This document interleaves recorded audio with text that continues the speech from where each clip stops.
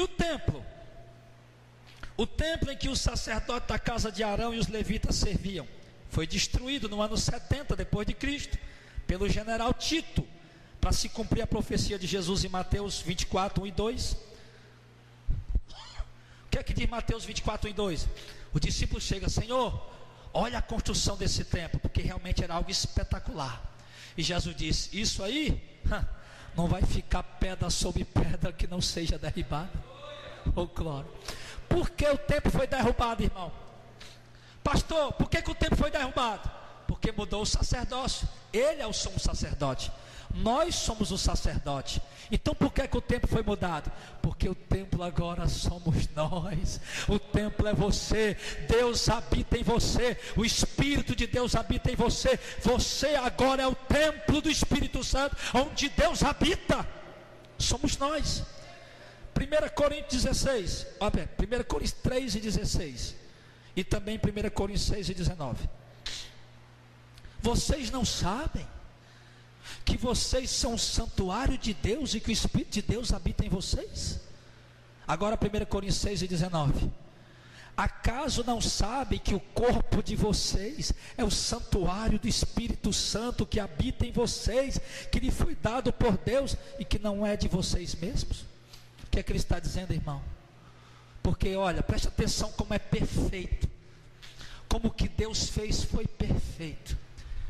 Antes de Deus estabelecer o sacerdócio na antiga aliança, Deus primeiro mandou Moisés construir a tenda do encontro, que era a tenda da congregação, que futuramente se transformou no templo de Salomão, esse que foi destruído pelo general Tito 70 anos depois da morte de Jesus. Então antes de Deus estabelecer o sacerdócio, o sumo sacerdote Arão e o sacerdote que eram os filhos dele, e a tribo de Levi para trabalhar no templo, primeiro Deus deu ordem para construir o templo, a tenda.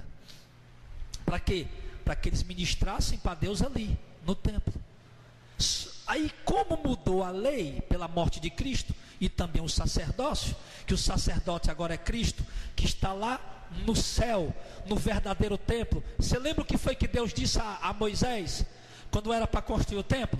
Deus disse: Moisés, lembra do modelo que eu te mostrei no monte, e faça tudo exatamente como eu te mostrei. Por quê, irmão? Porque o templo de Salomão é um protótipo do templo que está no céu. Se você for lá em Apocalipse, capítulo 17, se eu não me engano, ou é 16, ele diz que lá no céu tem um templo de Deus. Aquele templo, por isso que uma vez, irmão, eu me interessei muito. Depois procure na internet direitinho o modelo do templo de Salomão, para você ver a foto, porque aquele modelo ali é o mesmo modelo que está no céu, claro, só que menor, obviamente. Então, já que Jesus morreu, e na morte dele foi mudado o sacerdócio, então onde é que o sacerdote ministrava? No templo. O sumo sacerdote ministrava onde? No Santo dos Santos, no templo. Então como Cristo agora é o sumo sacerdote, então ele derrubou o templo, porque o sacerdote não exercer mais o trabalho deles, para que Cristo esteja lá no Santo dos Santos, no verdadeiro templo, lá no céu. Você entendeu? Então é lá que ele está, por isso foi derrubado. E porque aqui na terra agora, nós, a igreja, é quem somos o templo. Mas ele, como sumo sacerdote, uma vez por ano, entrava no Santo dos Santos para ministrar em favor do povo. Cristo entrou de uma vez e está lá para sempre, no Santo dos Santos, na presença do próprio Deus, não da Arca da Aliança como sumo sacerdote, mas na presença do próprio Deus, para interceder por nós continuamente. Então, eu vejo, irmão, que foi um trabalhar perfeito. Você não vê, não? Mudou o sumo sacerdócio, não é mais os filhos de Arão, agora é Jesus. Mudou os sacerdotes, não é mais os filhos de Arão, somos nós. E o templo também mudou, que agora não é mais aquele templo de pedra em Jerusalém. Tanto é que os sacerdotes não estão nem ministrando lá, porque foi derrubado e Deus nem permitiu mais que construísse. Embora eles estão doidos para construir, já estão com tudo preparado, mas não conseguem.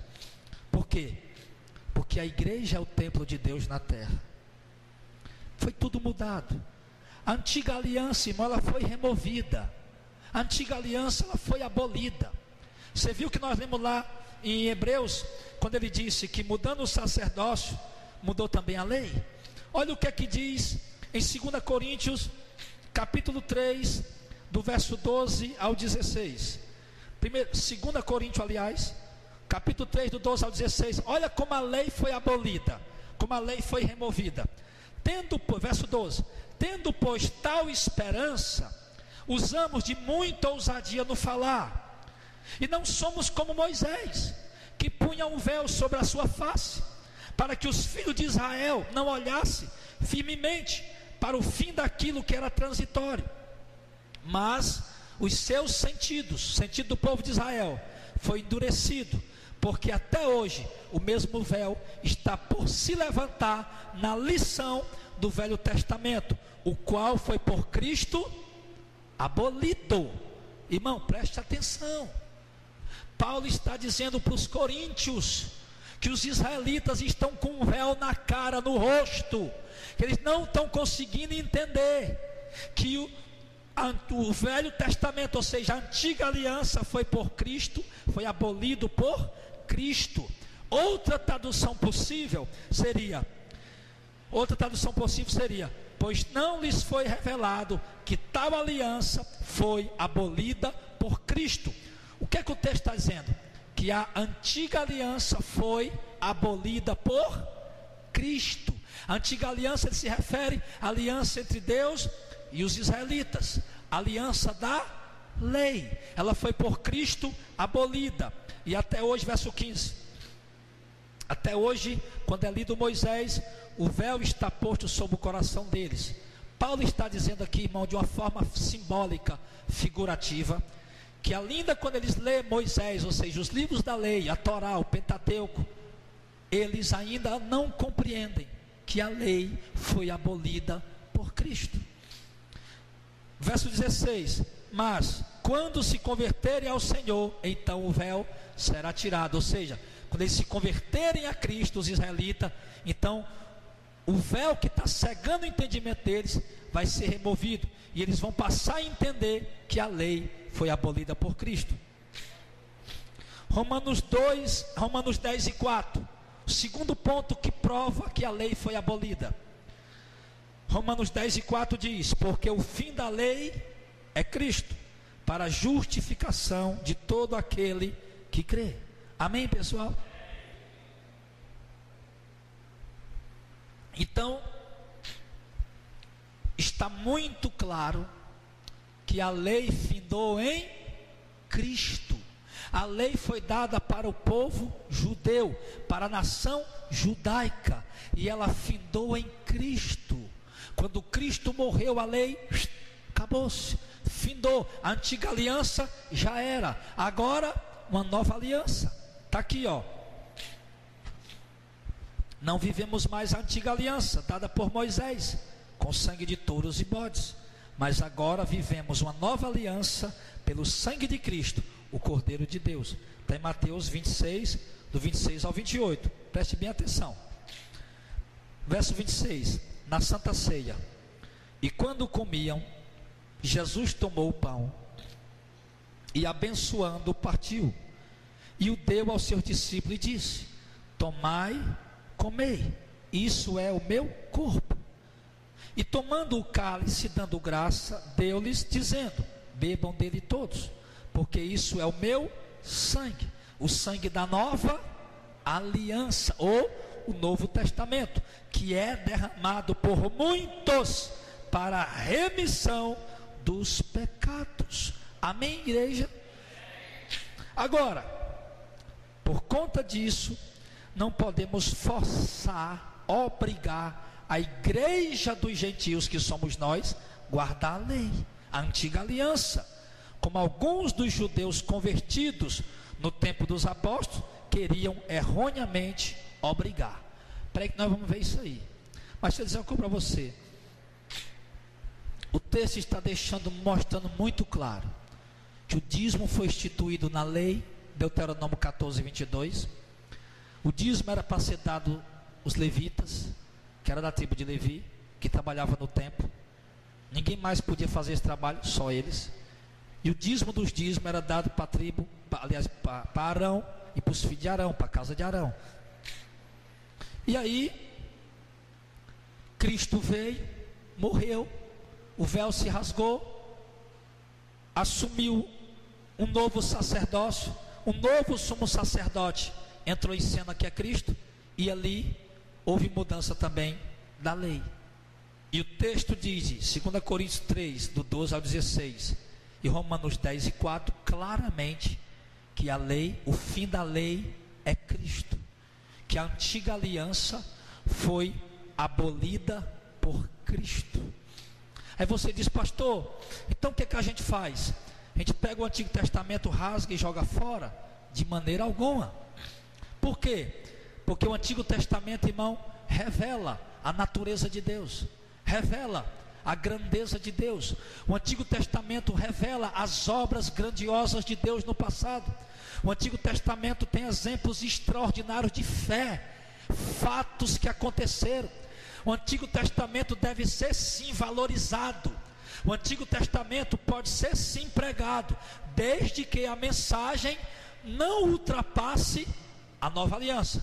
Se houver alguma pregação que você for pregar no Antigo Testamento, mas se ela não está concordando com a nova aliança, então não pregue. Porque Hebreus capítulo 1, versículo 1, Deus antigamente falou aos pais pelos profetas, mas nesses últimos dias falou a nós por intermédio do Filho, é a voz dele. Deus hoje fala por intermédio dele.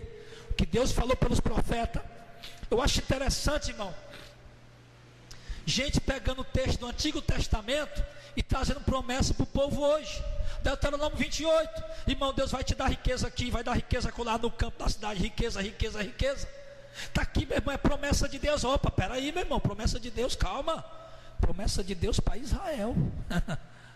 A coisa na nova aliança é diferente. Mateus capítulo 6, não ajunte riqueza na terra. Mateus capítulo 19, dificilmente um rico vai entrar no reino do céu. Lucas capítulo 12, pega o que tem vocês ricos, vendam e dê para os pobres, e vocês terão riqueza no céu. Lucas capítulo 6, ai de vós rico. Tiago capítulo 5, ele diz, ai de vós ricos, vocês hão de chorar e lamentar pelas vossas riquezas, porque elas estão enferrujadas, e o ferrugem dele está cheirando mal na narina de Deus. E essa riqueza que vocês ajuntaram vai acumular como fogo para queimar a carne de vocês no dia do julgamento. 1 Timóteo capítulo 6, Paulo diz que o amor ao dinheiro é a raiz de toda espécie de males. E na cobiça de ficar rico, muitos homens se desviaram da verdade. Ele diz, mas tu, homem de Deus, foge dessas coisas, tendo com que nos cobrir, e com que o que comer, com que nos cobrir, estejamos com isso contentes. É isso que ele diz. Então você está vendo a diferença? Aí tem gente que chega e diz, pastor, eu não estou entendendo, Deus está se contradizendo. Eu acho que você já ouviu alguém falar isso. Eu já ouvi gente, olha, a palavra de Deus está cheia de contradição, cheia de contradição. O cara não entende que tem duas alianças.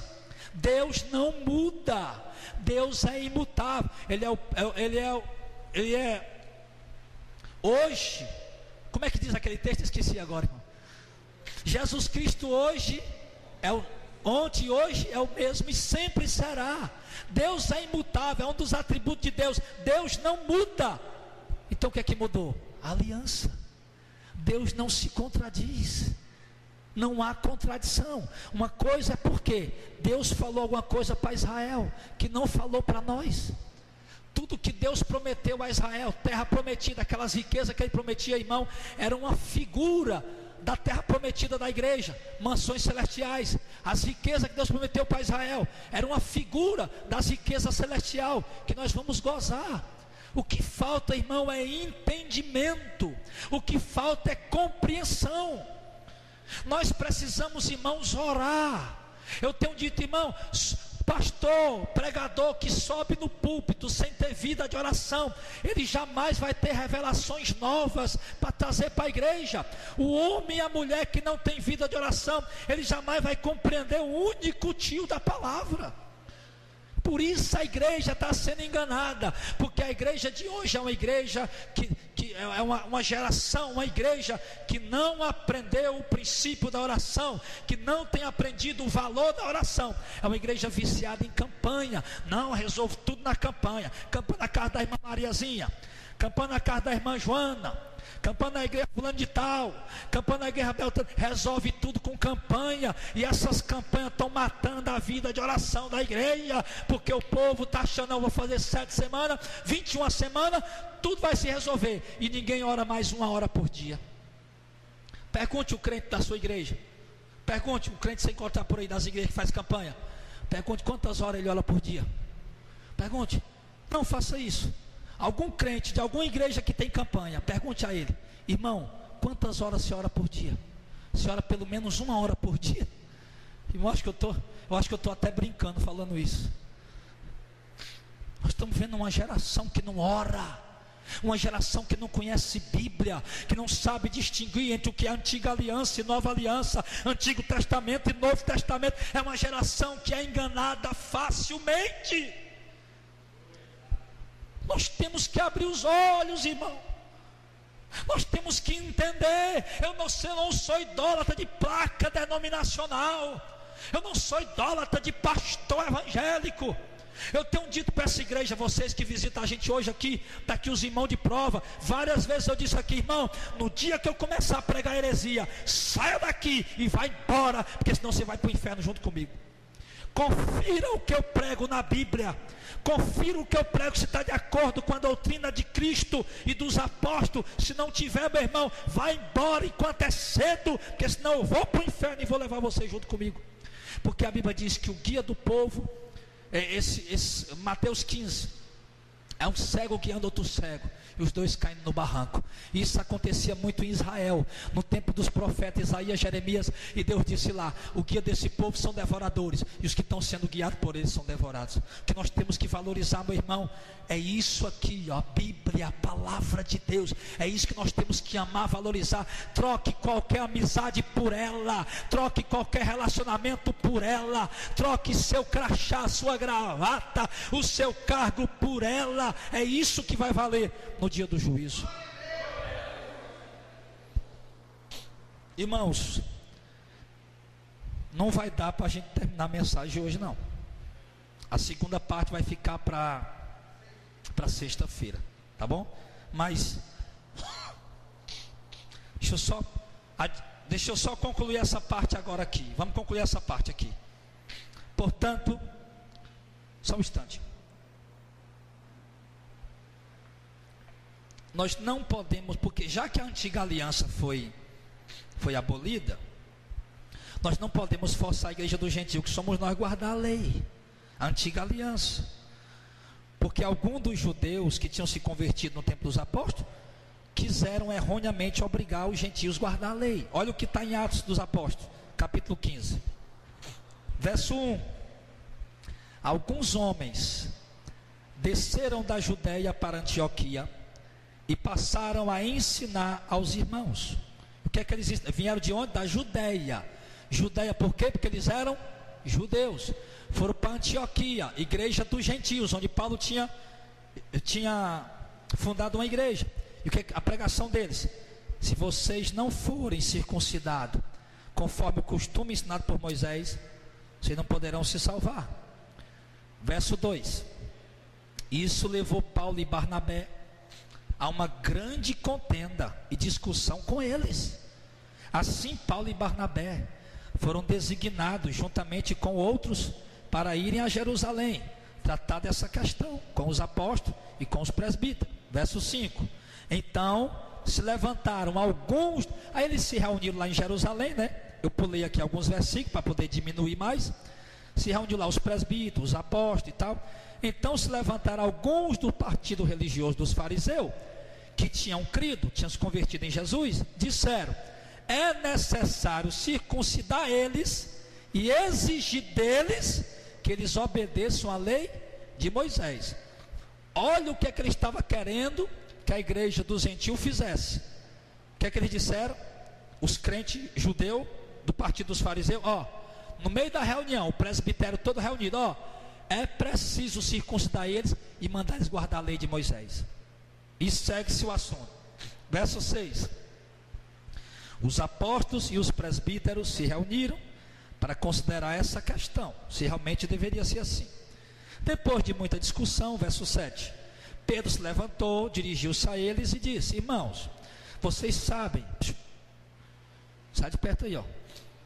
Irmão, vocês sabem que há muito tempo Deus me escolheu dentre vocês para que os gentios ouvissem dos meus lábios a mensagem do evangelho e cresçam. Portanto, julgo, agora preste atenção nesse versículo, julgo que não devemos pôr dificuldade aos gentios que estão se convertendo a Deus. Qual dificuldade? Você está entendendo? A lei. Uns queriam que eles colocassem a lei, e agora Pedro está dizendo: ó, não vamos colocar dificuldade para eles não, ou seja, não vamos colocar a lei para eles não. Segue-se o assunto. Verso 20: mas devemos escrever a eles dizendo que se abstenham da comida sacrificada aos ídolos, da imoralidade sexual, da carne de animais estrangulados e do sangue. Isso aqui a gente pode trazer outra doutrina no outro dia. Pois desde os tempos antigos Moisés é pregado em todas as cidades, sendo lido nas sinagogas todos os sábados. Então os apóstolos e os presbíteros, com toda a igreja, decidiram escolher alguns dentre eles e enviá-los a Antioquia. Com Paulo e Barnabé escolheram Judas, chamado Barsabás, e Silas, 2 líderes entre os irmãos. Com eles enviaram a seguinte carta: os irmãos apóstolos e presbíteros, aos cristãos gentios. Preste atenção no detalhe. A carta está sendo escrita para os cristãos gentios que estão em Antioquia, na Síria, na Cilícia e no resto do mundo inteiro, né? Saudação, cristão gentil. Saudações. Sabemos que alguns saíram do nosso meio sem nossa autorização e os perturbaram, transtornando suas mentes com o que eles disseram. Para bem aí um pouco, irmão. O que é que eles estão dizendo na carta? Nós sabemos que alguns irmãos saíram do nosso meio e perturbaram vocês com o que eles disseram. E o que é que eles tinham dito? Tinham perturbado os irmãos como? Vocês têm que circuncidar e guardar a lei de Moisés. Era essa a perturbação que ele se referia. Assim, verso 25: concordamos todos em escolher alguns homens e enviá-los a vocês como nossos amados irmãos Paulo e Barnabé, homens que têm arriscado a vida pelo nome do nosso Senhor Jesus Cristo. Portanto, estamos enviando Judas e Silas para confirmar verbalmente o que estamos escrevendo. Pareceu bem a quem primeiro? Ao Espírito Santo e a nós, os apóstolos, não impor a vocês nada além da seguinte exigência. Para bem aí. Pareceu bem a nós, ao Espírito Santo e a nós, ou seja, isso aqui é um decreto de quem? Do Espírito Santo e dos líderes da primeira igreja, que é o modelo para a igreja de hoje, é a igreja primitiva. Um decreto de que não impor a vocês nada além, ou seja, não impor a lei, não impor a antiga aliança. Não vamos colocar para vocês, irmão, o que aqueles irmãos foram aí perturbar vocês, dizendo que vocês tinham que circuncidar e guardar a lei. Não, nós não vamos colocar isso. Além, nada além do que algumas exigências. Vamos colocar apenas algumas exigências. Quais são? Então não é a lei, não é a antiga aliança, mas é o seguinte: abstenham-se da comida sacrificada aos ídolos, do sangue, da carne de animais estrangulados e da imoralidade sexual. Vocês farão bem em evitar essas coisas, que tudo lhes vá bem. Amém. Então observe bem o seguinte, irmão: nós não podemos obrigar a igreja dos gentios a guardar a lei. Irmão, essa confusão é antiga. Ela começou, irmão, no primeiro concílio lá em Jerusalém. Uns cristãos judeus se converteram ao cristianismo, foram perturbar os cristãos gentios, dizendo: vocês têm que circuncidar e guardar a lei. Os apóstolos se reuniram para ver a questão e decidiram que não. Irmão, entende isso? Não é obrigatório guardar os preceitos da lei. Está dizendo muito claro. Não, eles perturbaram vocês com essa conversa, Mas nós viemos aqui para esclarecer vocês, não precisa. Vamos colocar aqui só algumas exigências. E colocaram qual era, mas não é a lei, não é a antiga aliança, nada disso. Outro ponto que mostra também, irmão, que o gentio não tem obrigação de guardar a lei. A igreja gentil, Atos 21, 24 e 25. É o último ponto para a gente concluir. Toma esses dois contigo. Aqui é quando Paulo chegou em Jerusalém. Presta atenção numa coisa. Paulo chegou em Jerusalém e Paulo andava pregando pelo mundo inteiro. E os judeus estavam dizendo que Paulo estava ensinando os judeus nas outras partes do mundo a não guardar a lei. Tinha essa fofoca lá. Sabe como é que é? Em todo canto tem fofoca. Aí saiu essa conversa lá em Jerusalém. Ó, aquele Paulo, aquele tal de Paulo é apóstolo aí, está andando pelo mundo aí pregando Jesus e dizendo ao judeu que não é mais para guardar a lei. Aí Paulo vai a Jerusalém. Quando Paulo chega lá, o que acontece? O povo arrodeia Paulo e está aquela situação toda lá. Aí ele chega para os irmãos e os líderes da igreja, que são judeus, Pedro, Tiago, os outros líderes, João, são judeus, chega para Paulo e vão conversar com ele. E diz assim: toma esses homens contigo, e se santifica com eles, e faz por eles os gastos, para que eles raspem a cabeça. E todos vão ficar sabendo que nada há daquilo de que eles foram informados acerca de ti, mas que também tu mesmo anda guardando a lei. Por quê? Porque Paulo era judeu. Será, Paulo? Estão dizendo aí, Paulo, estão dizendo que tu está ensinando os judeus aí, que não é mais para guardar a lei. Mas faz o seguinte: esses homens aqui fizeram um voto, eles vão rapar a cabeça. Tu tem dinheiro aí? Tem. Pois vai lá, paga para eles pela cabeça e pela tua também, porque quando tu fizer isso, eles vão saber que tu também está guardando a lei, e que nada do que disseram aqui era verdade. Ficou claro aí, irmão? Amém? Vamos para onde agora? Aí o verso 25, ele diz assim, ó: mas que também tu mesmo anda guardando a lei. Todavia, verso 25, quanto aos que creem dos gentios, nós já havemos escrito e achado por bem que nada disso observem. Nada disso o quê? A lei. Está ligado aí, irmão? Amém? Você está entendendo? Primeiro ele disse: Paulo, raspa a cabeça, porque tu raspando a cabeça e fazendo esse voto, os judeus vão saber que nada do que estão falando aqui é verdade, mas que tu mesmo está guardando a lei. Todavia, Paulo, quanto aos gentios que se convertem ao Senhor, nós já temos escrito e achado por bem que nada disso eles observam, que não precisam guardar a lei, não precisam fazer isso, mas que só se guardem do que se sacrifica dos ídolos, do sangue, do sufocado e da fornicação. Você está entendendo aí? Amém, irmão? Qual é a conversa ali? Paulo chegou em Jerusalém com os líderes da igreja. Os líderes da igreja estão dizendo: Paulo, tu tem que provar para o povo aqui que tu está guardando a lei, que está todo mundo aqui doido contigo, está todo mundo aqui injuriado contigo.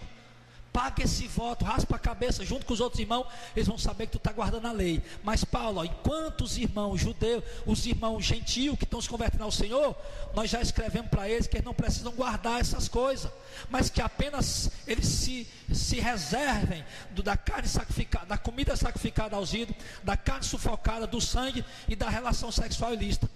Sobre isso. Então, irmão, concluindo essa primeira parte da mensagem aqui, o dízimo é uma doutrina da lei. A lei é uma doutrina da antiga aliança. Era dado aos sacerdotes, sumo sacerdote, tribo de Levi. Cristo morreu, um novo sacerdócio surgiu. Cristo é o sumo sacerdote. Nós somos os sacerdotes e o templo de Deus ao qual habitamos. A lei mudou. A aliança mudou, melhor dizendo, a aliança mudou. A antiga aliança ficou antiquada, passou. Agora veio uma nova aliança, pelo sangue de Cristo, pelo Cordeiro de Deus que tira o pecado do mundo. E a igreja dos gentios não é obrigada a guardar a lei. Eu não sou obrigado a dar o dízimo. Eu não sou obrigado a guardar o sábado. Eu posso comer carne de porco, sim, Porque, irmão, alguém vai dizer, eu tenho que dizer isso aqui. Isso aqui está no outro estudo também, que já está preparado, meses, está lá, guardado. A lei e a graça. Então, nós temos que entender isso, que nós não precisamos mais guardar a lei. Nós estamos vivendo uma aliança nova, pelo sangue de Cristo. Os preceitos da lei foram dados para os judeus. A graça veio para o mundo inteiro, por meio de Jesus Cristo. A lei não aperfeiçoou nada, não salvou ninguém, não pôde apagar pecados. Sim, mas Cristo, pelo seu sangue, apagou os nossos pecados, limpou o nosso pecado. E todo aquele que está em Cristo não tem mais obrigação de cumprir a lei. Então, queridos, nós concluímos aqui essa parte, mas eu quero deixar claro para vocês que é importante que vocês venham sexta-feira para ouvir a conclusão dessa mensagem. Por quê? Pastor, e a igreja não precisa ser ajudada? A igreja não precisa de recurso? Como ajudar a igreja hoje? Como trazer recurso para a igreja hoje? Para quem? Para que é? Para quem é? Como é que fica esse negócio agora?